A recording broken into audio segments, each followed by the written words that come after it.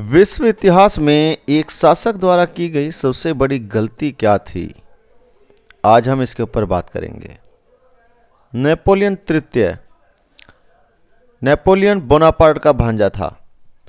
1848 की क्रांति के बाद फ्रांस के पहला चुना हुआ शासक बना। हालांकि जब 1852 में जनता ने इसे हटाना चाहा तो इसने सत्ता पर कब्जा कर लिया।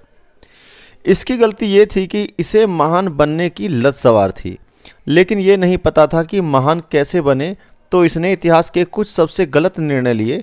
उन निर्णयों के बारे में बताता हूँ। पहले आप 1850 का यूरोप का नक्शा देखिए। इसमें आपको बड़े साम्राज्यों में फ्रांस, स्पेन और ऑस्ट्रिया दिखेंगे। इटली और जर्मनी में एकीकरण का काम चल रहा था। जर्मनी वास्तव में था ही नहीं। उस समय तत्समय प्रिसा नामक किसी जगह थी जिसका प्रधानमंत्री था बिस्मार्क। बिस्मार्क को युद्धों का आयोजनकर्ता कहा जाता है और ऐसा जादूगर माना जाता है जो अपने हाथों से 5 गेंदें हवा में नियंत्रित कर सकता था।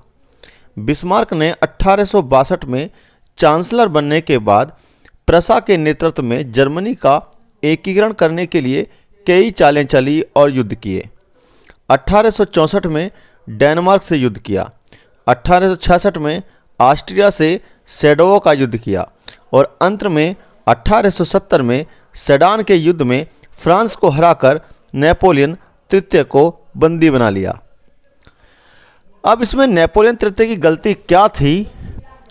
जब फ्रांस के बगल में फ्रांस से बड़ा भौगोलिक क्षेत्र वाला, उससे ज़्यादा जनसंख्या और संसाधनों वाला देश बन रहा था, तब फ्रांस ने कुछ लाभ लेकर तटस्थ रहने की नीति अपनाई।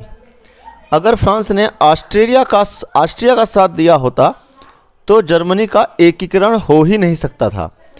अंत में 1870 में उसे गद्दी से उतरना पड़ा। कहा जाता है कि यूरोप की एक साम्राज्ञी का शासन खत्म हुआ और यूरोप को नया सम्राट जर्मनी मिला।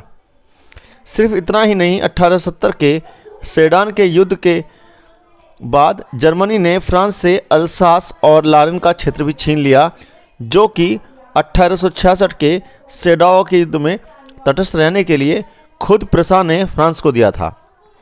जिस कारण बाद में प्रथम विश्व युद्ध के बाद हुए पेरिस शांति सम्मेलन में फ्रांस ने जर्मनी से वो क्षेत्र तो छीने ही, साथ ही कई अनुचित शर्तें भी आरोपित की, जिससे पुनः एक और विश्व युद्ध शुरू हो गया। कुल मिलाकर यदि नेपोलियन तृतीय ने जानबूझकर जर्मनी का निर्माण नहीं करवाया होता तो विश्व का इतिहास आज दूसरा ही होता। विश्व को युद्धों की आग में झोंकने की गलती में नेपोलियन तृतीय की भी भूमिका स्वीकार करी जानी चाहिए।